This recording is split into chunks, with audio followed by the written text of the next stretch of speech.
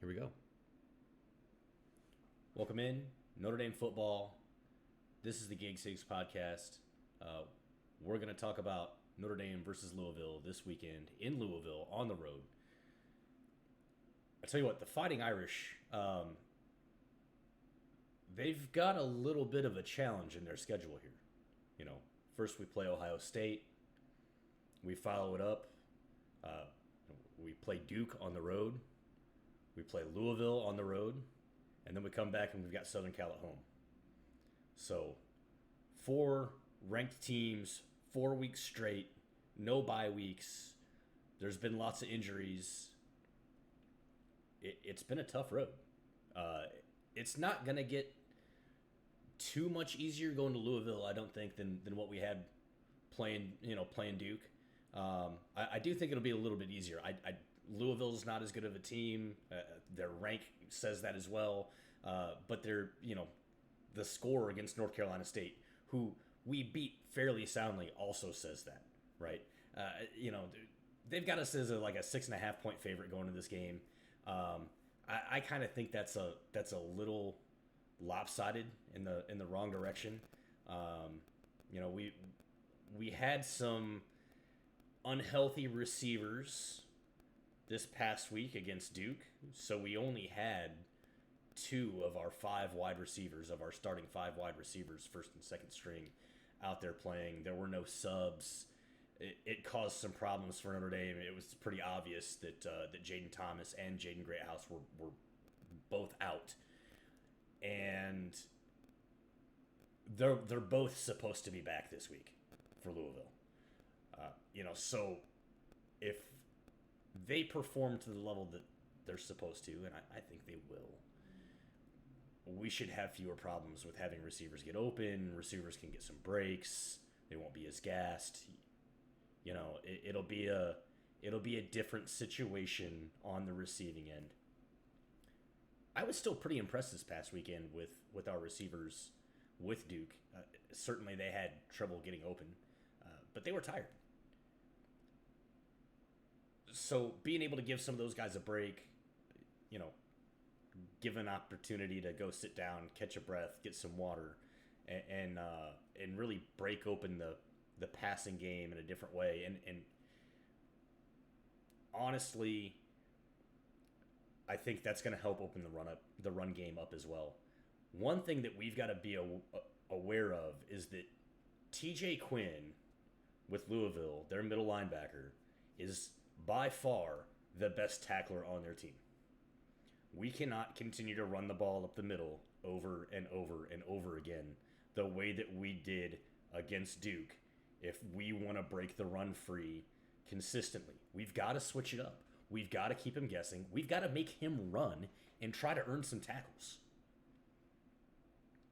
That's not something, for whatever reason, we did when we played in Durham the other week. I don't know why. I don't know why. But keeping him from making plays is going to be, or keeping him out of plays is going to be a key to opening up the running game. And the way that we do that is we push the perimeters, right? Left side, right side, get outside of the tackle box, make him run, get him exhausted, and then while he's down, then we run it up the middle, and we hit him in the mouth. Not literally, right? But figuratively, metaphorically, if you will. Louisville also has an offense problem. And when I say Louisville has an offense problem, I mean that they don't protect the football well. Louisville has had at least one turnover in every game that they've played this season. They played Georgia Tech, which is not known for being strong defensively. And I'm not saying that to offend Georgia Tech fans, or to say anything terribly negative about Georgia Tech. It's just the truth of Georgia Tech football. Georgia Tech football is not the Georgia Tech football that it once was many years ago. They're trying to figure out who they are as a football team. They're trying to figure out their identity. Yet they were able to cause a turnover against Louisville. Louisville gave up 3 turnovers against North Carolina State last week. I personally think that our defense is better than North Carolina State's. That was, I hope, proven against NC State, against Ohio State, and last week against Duke, who has had a phenomenal team and has been able to put up a lot of points all season. I think we can go in and control the game defensively as we have almost every game this season. Continue to play our defense the way we play our defense.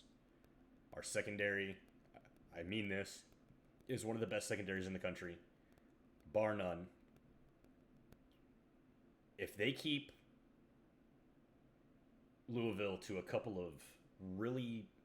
just a couple of big plays, we control this football game. We already know that our run defense can do it. Howard Cross got it done last week. He's got the most tackles in the season, 56 tackles or something crazy like that. We can get it done defensively. And then the big question is, can we get it done on offense? And I've already kind of answered that question, right? We're bringing back wide receivers. We're healthy again. Mitch Evans is having a breakout session the last couple of games. He's ready. We already knew that he could block better than most tight ends in the country. Guess what? He can catch as well as most wide receivers in the country. And we all saw the big guy go up last week with the one-handed grab and pull one down. Who's to say that he won't do something like that again? But he looks as good as Michael Mayer did. And when you've got a target that big, who has the ability to get open, it poses a real threat. And now we've got our wide receiver threats back as well. So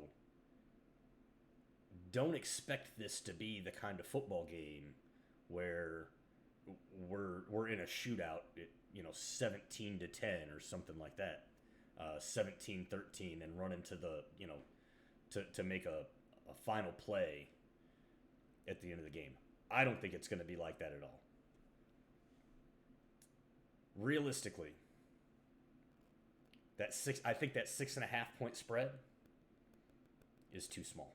6.5 point favorites going into Louisville. I think that's too small. Our defense gets it done.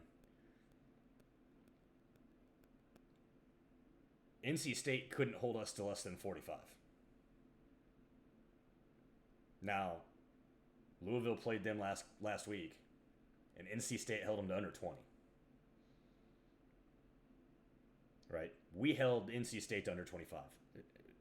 I think they'll score a little bit more on us, right? But are you seeing my logic here? Plus 3 turnovers. Their quarterback, Plummer, doesn't take care of the ball very well.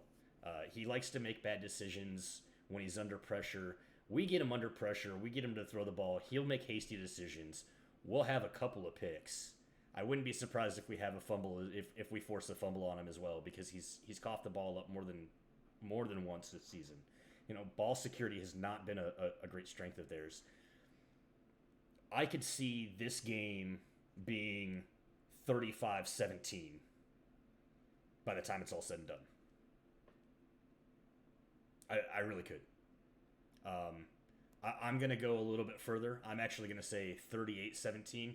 I'd like us to win by 40 or more. But I don't want to insult Louisville. They've got a good defense, right? And I think saying anything more than that really would be fairly insulting. So that's what I'm going with. I'm going to say 38-17 Irish. Estime has got a 100-yard rushing game.